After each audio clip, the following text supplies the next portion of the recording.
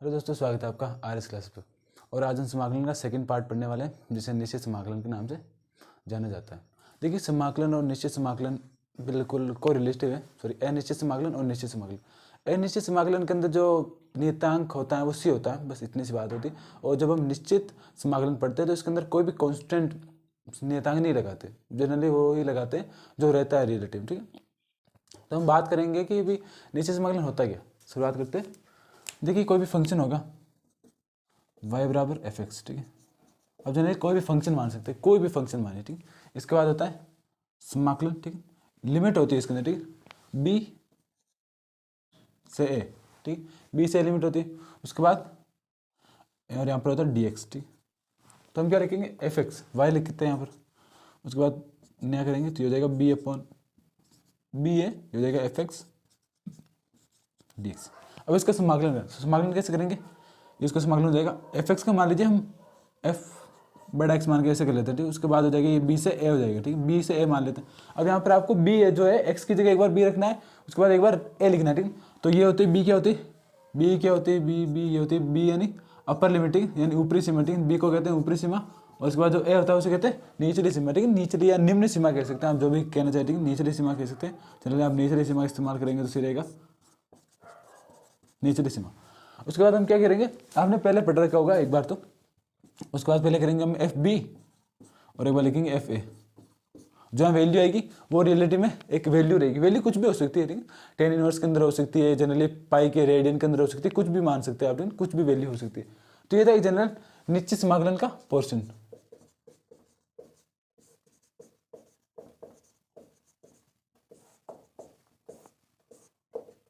ठीक, निश्चित समाकलन क्या होता है। ठीक है, निश्चित समाकलन अंदर जो सी नियतांक होता है वो नहीं लगता। उसके बाद होती है ऊपरी सीमा, निचली सीमा वाई डी एक्स और बी और A F x D x. Generally हम जब क्वेश्चन करेंगे तो आपको बेटरली समझ में आ जाएंगे, क्योंकि हर चीज़ हर एक फॉर्मेशन क्वेश्चन के रूप में ज़्यादा समझ में आती है। तो शुरुआत करते हैं क्वेश्चन की, यानी 7.9 की शुरुआत करते हैं, क्योंकि 7.8 में से एक भी क्वेश्चन आपको देखने को नहीं मिलेगा।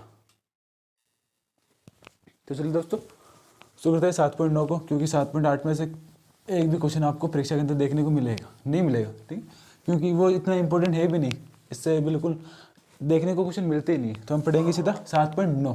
ठीक, जो रिलेटिव में एग्जाम के लिए इंपॉर्टेंट है। क्वेश्चन आए ना आए, देखिए 80% चांस के अंदर आपको देखने को मिलेगा कि अनिश्चित समाकलन आएगा। क्या आएगा, अनिश्चित समाकलन। ठीक, अनिश्चित समाकलन क्या होता है, ठीक, अनिश्चित समाकलन आएगा। लेकिन 20% चांस के अंदर हम कह सकते हैं कि ये समाकलन कौन सा आएगा, निश्चित समाकलन। ठीक,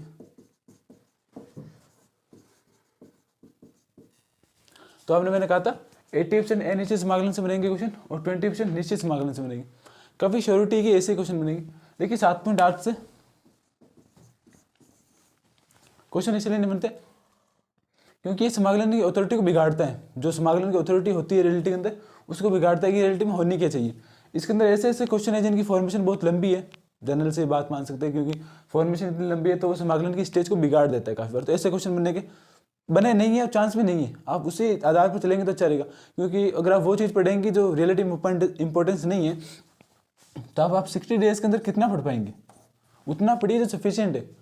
आप देखिए सभी 100 में से 16 आने के लिए तो भाग नहीं रहे, तो उतना पढ़िए जिससे आपके 90-95 नंबर आ जाए। एक दो नंबर छूट भी जाएंगी या एक क्वेश्चन एक पर्सन वाली छूट भी जाएगी तो उससे कोई फर्क नहीं पड़ेगा। आपको जस्ट मैक्सिमम नंबर अगर आप गणित के अंदर 90/100 भी लाते हैं, it's a good score, not only good score, it's a marbles score. ठीक, इट्स ए गॉर्जियस। ठीक, इतना बड़ा स्कोर होगा, ब्यूटीफुल कह सकते हैं, बहुत बड़ा स्कोर होगा जो लोग पसंद करते हैं इतना स्कोर। और ये तो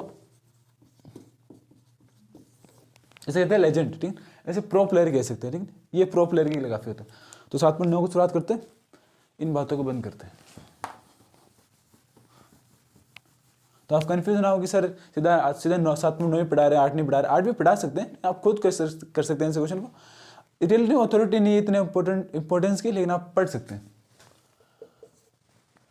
फर्स्ट क्वेश्चन है आपके सामने,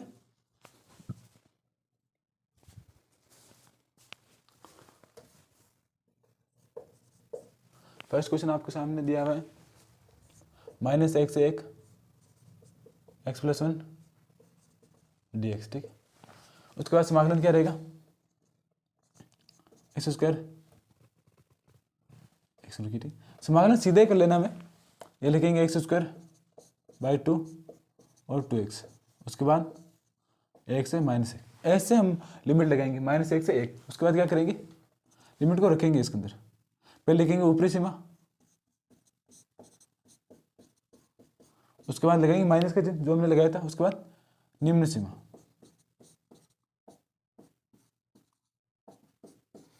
इसको हम जनरली सॉल्व करेंगे तो क्या आएगा, इससे ये पूरा कट जाएगा, माइनस प्लस, ये माइनस का होता है, ये प्लस का 2 और ये माइनस माइनस प्लस हो जाएगा यानी 2, तो इसका आंसर क्या आएगा 4।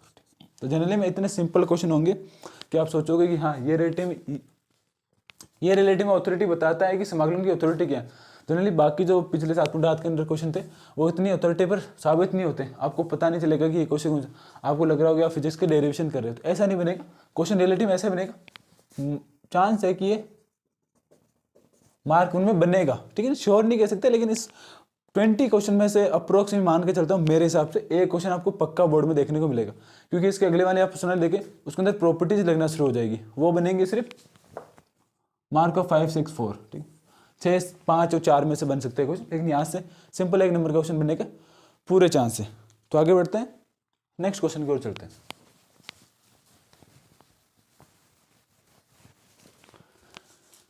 नेक्स्ट क्वेश्चन को करेंगे सेकंड, समाकलन 3 से 2 लिमिट है, 1/x है और dx है, ठीक। अब 1/x का समाकलन क्या होता है, log x सीधा ही, और आप लिख देंगे सीमा 3 से 2, इसे आप लिखेंगे log 3 माइनस log 2, ठीक। जब आप log m/n के रूप में लिखना चाहे तो ऐसे लिख सकते हैं कि log 3/2 इसका आंसर है, ठीक है। तो जनरल सी बात है। उसके बाद सेकंड थर्ड क्वेश्चन करते हैं, बार बार नहीं मिटाएंगे,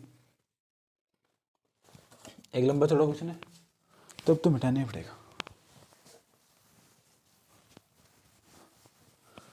देखिए थर्ड क्वेश्चन की शुरुआत करते हैं, काफ़ी लंबा चौड़ा क्वेश्चन है, आप समझे से, आप पहले ध्यानपूर्वक क्वेश्चन को उतारें।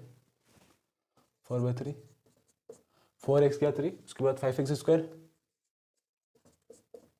उसके बाद 6x और प्लस 9। और एक पहले बात सुन ले, ठीक।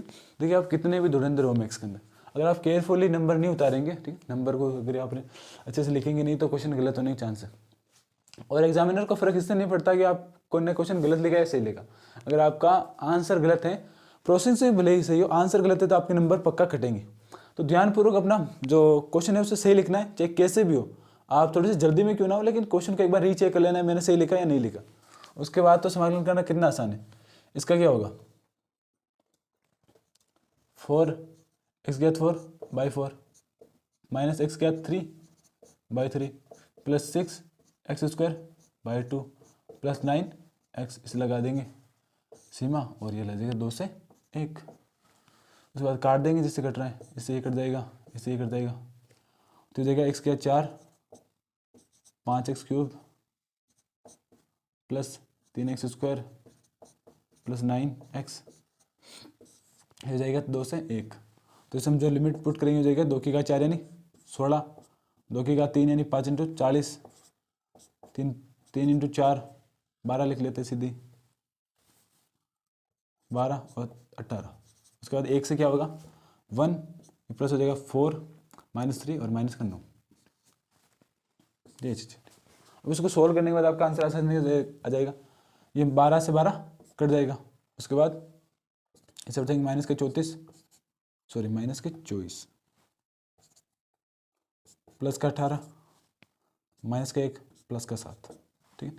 इसे अगर आप घटाएंगे तो देगा माइनस का 25 और ये प्लस का 23 और ये माइनस का 2 आंसर। तो थोड़ी बहुत गलतियाँ हो सकती है, आप वापस चेक कर सकते हैं कि क्या आंसर होगा, ये नहीं होगा, ठीक है।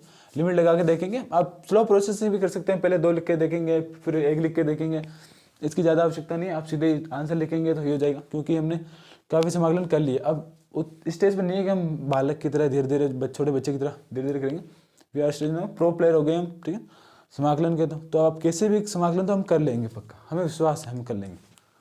तो चौथा क्वेश्चन करते हैं।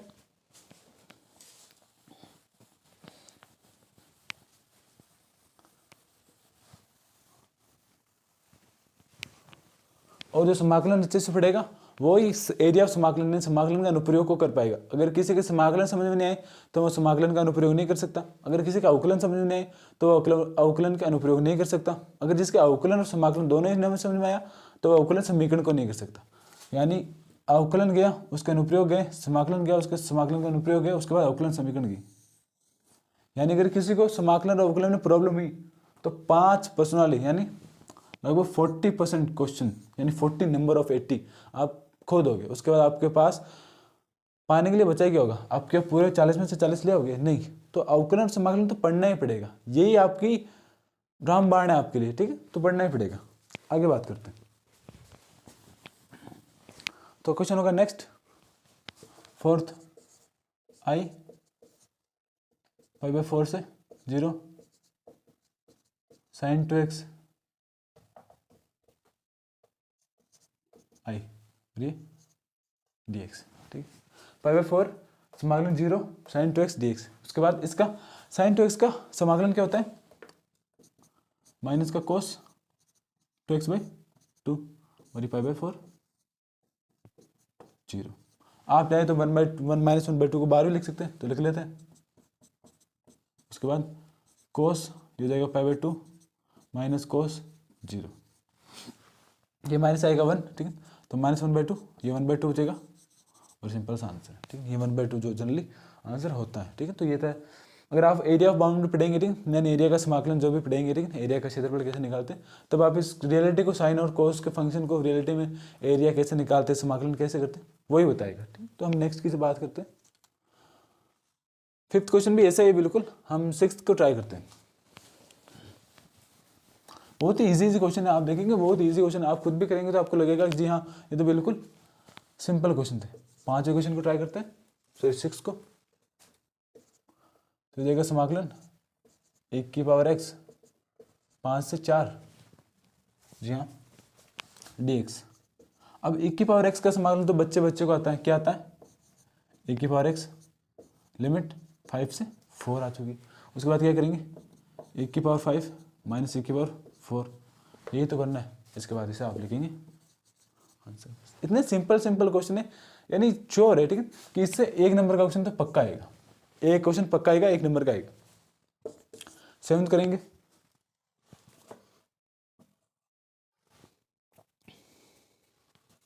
सातवां करते हैं, पाई बाय 4 से 0 10x, ठीक, और dx, ठीक। अब 10x का समाकलन क्या होता है? log sec x, और ये जाएगा पाई बाय 4 से। आप पूछोगे सर आप ऐसे कैसे लिख रहे हो सीधे, ठीक, क्योंकि 1 नंबर के क्वेश्चन में आप करेंगे क्या, कितनी प्रोसेसिंग करेंगे, क्या लिखेंगे, सूत्र लिखेंगे, यहाँ पर कोई आवश्यकता नहीं, सीधे log sec x लिखा, ये हो जाएगा log sec pi by 4 minus log sec 0। अब आपको पता है इसकी वैल्यू क्या होती है? log 1/√2, सॉरी रूट 1/√2 नहीं, log √2, और ये होती है log 1। इसके लिए तो 0 हो जाएगी, तो आंसर आएगा log √2, ठीक है। तो सिंपल सा आंसर था, ऐसे आंसर आएंगे। नेक्स्ट क्वेश्चन भी इसी तरह करेंगे। आगे बढ़ते हैं।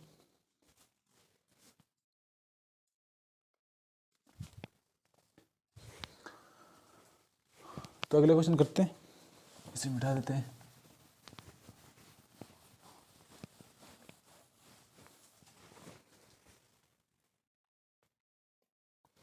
नब्बे को ट्राई करते हैं। आई 1 से 0 1/√1 माइनस एक्स स्क्वायर हो जाएगा dx। अब इस प्रकार के क्वेश्चन को कैसे करेंगे? ये हो जाएगा साइन इनवर्स x dx 1 से 0, ठीक है। साइन इनवर्स x 1 से 0 हो गया। उसके बाद क्या करेंगे? साइन इनवर्स 1 और ये साइन इनवर्स 0। अब साइन इनवर्स 1 की वैल्यू क्या होती है? पाई बाय 2, बस ये आंसर है। तो आपकी हर तरह की नॉलेज होनी चाहिए। देखिए आपको समाकलन का पता होना चाहिए कि समाकलन क्या होता है, आपको पता होना चाहिए कि अवकलन क्या है, अवकलन का पता होना चाहिए, आपको पता होना चाहिए ट्रिग्नोमेट्री का पता होना चाहिए, आपको सूत्र का पता होना चाहिए, आपको हर तरह की नॉलेज होनी चाहिए।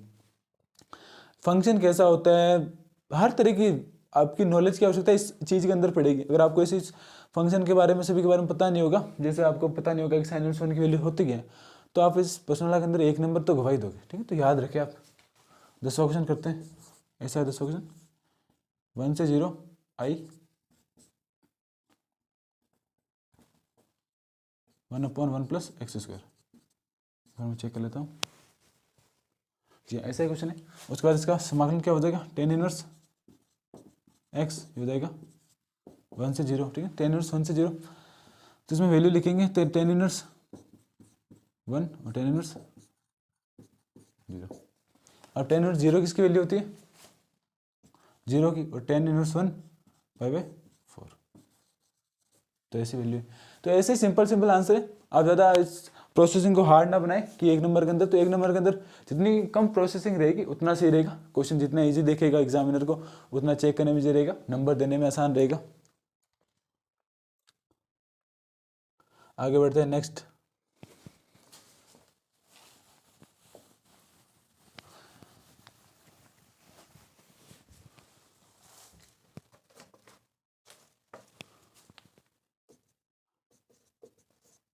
तीन से 2 dx, ठीक, एक्स स्क्वायर माइनस 1, ठीक। अब इसका समाकलन कैसे करेंगे, ये लॉग वाले सूत्र से होगा कि 1 सॉरी इसका सूत्र हम साइड में लिख लेते पहले कि समाकलन dx एक्स स्क्वायर माइनस ए स्क्वायर। तो ये देगा लॉग 1.2 होगा और उसके बाद लॉग एक्स माइनस ए और एक्स प्लस ए, ऐसा सूत्र था। तो ऐसे यहाँ पर भी हम ऐसे करेंगे, देगा 1/2 ए, 2a मतलब एक का वैल्यू तो एक ही है, उसके बाद लॉग देगा एक्स माइनस 1 और एक्स प्लस 1।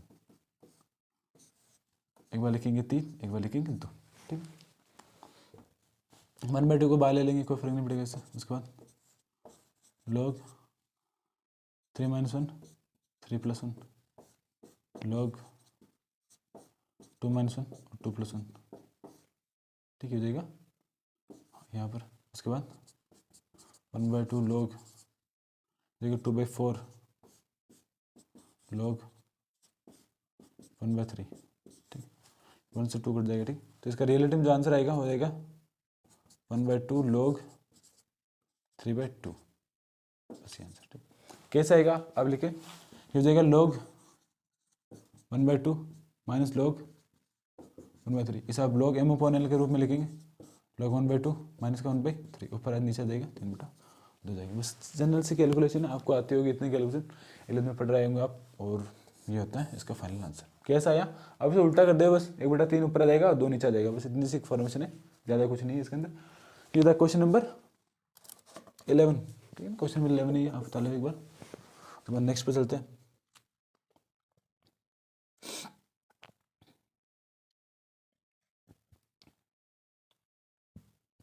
एक बार तैयार करके देखेंगे इसके बाद।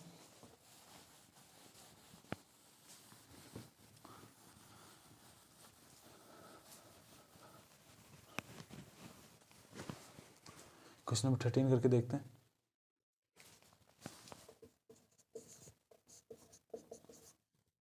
तीन से 2, उसके बाद एक्स dx हो जाएगा एक्स स्क्वायर प्लस 1, ठीक। तो एक्स स्क्वायर क्या होता है, ठीक, ये जाएगा 2x dx dt, x dx dt/2, ठीक। अब इसको यहाँ पे लिखेंगे dt/t, ठीक है। अब पूरे को मान लो, एक सेकंड, कोई एक को मानेंगे, अब पूरे को मान लो, हो जाएगा t, देखो 1/2, ठीक। लिमिट क्या रहेगी इसके अंदर, जब आप ऐसे लिखते हैं तो लिमिट भी आपको चेंज करनी पड़ती है। तो लिमिट क्या रहेगी यहाँ पर, जब आप इसके बाद अब x पर क्या लिखेंगे 3, ठीक है। तो जाएगा 3 3 का t, तो जाएगा एक बार 9, एक बार 10 आ जाएगा, और एक बार क्या आएगा 5। तो ये लिमिट चेंज होने के बाद इसे लिखनी जाती है, ठीक है। कैसे लिखी जाती है, आप इसके अंदर एक बार पहले 3 लिखेंगे, ठीक, x = 3 एक बार, ठीक। तो t बराबर आपके लिए आएगा 10, एक बार x बार लिखेंगे 2, तो t बराबर क्या आएगा 5। तो ये आपकी अपर लिमिट और लोअर लिमिट हो जाएगी 10 5, हो जाएगा 1/2 log t + t, और 10 से 5, उसके बाद लिमिट को पुट करेंगे, हो जाएगा 1/2 log 10 से 5, ठीक। इसे आप लिख सकते हैं 1/2 log 2 प्लस सॉरी सी नहीं लिखेंगे, जनरल से आदत होगी बार बार लिखने। तो ये आंसर आपका, ठीक है। बहुत सिंपल सिंपल क्वेश्चन है, आप एक दो और देख लो जिससे आपका कॉन्फिडेंस बढ़ेगा।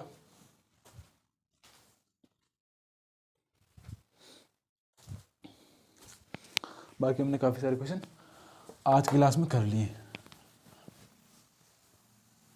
ठीक, आपने लिमिट चेंज करने का आपको आना चाहिए। एक क्वेश्चन कराते हैं जिसके अंदर लिमिट चेंज करने की आवश्यकता है।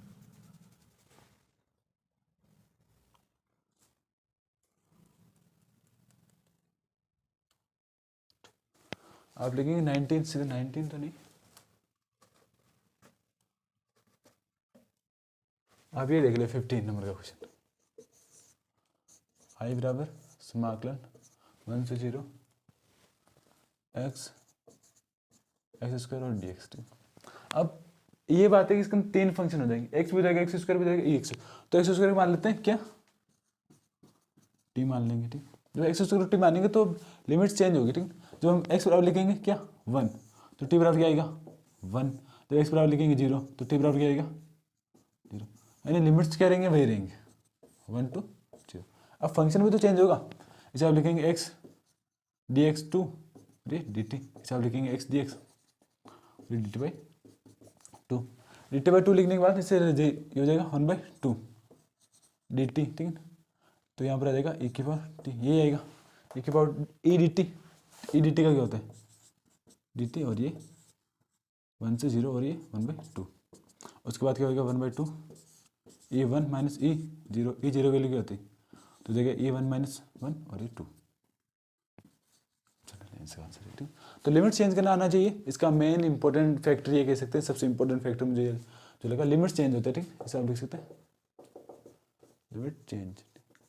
और अगर आपको ये नहीं आएगा तो उसमें काफ़ी सारे नीचे क्वेश्चन ऐसे आएंगे जिसके अंदर लिमिट चेंज करने की आवश्यकता पड़ेगी।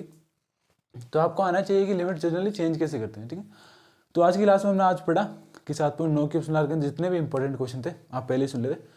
7.8 आपके लिए इंपॉर्टेंस नहीं है। ठीक है, और जो हम इंपॉर्टेंस होते हैं वही आपको करा रहे हैं, जो परीक्षा के माध्यम से हम पढ़ रहे हैं। देखिए नॉलेज के लिए तो काफ़ी सारे पढ़ते नहीं, पढ़ेंगे भी जब हम डिफेंस की तैयारी करेंगे। अभी हम पहले अपने नंबर के बारे में सोचे। ठीक, तो 7.9 जो आपके लिए कंपलसरी था, कैसे पढ़ते थे, उसकी चीज़ें हमने कर ली। अगली क्लास के अंदर हम 7.9 को कैरी करेंगे, उसके बाद 7.10 की ओर और जो प्रॉपर्टीज रहेंगी उनकी ओर चलेंगे। तो अगर आपको मेरी क्लास अच्छी लगी, ठीक है, तो वीडियो को लाइक करें, शेयर करें, चैनल को सब्सक्राइब करें और हमें बताएं कि आपको किस किस प्रकार की वीडियो चाहिए। ठीक है, और धन्यवाद। बस।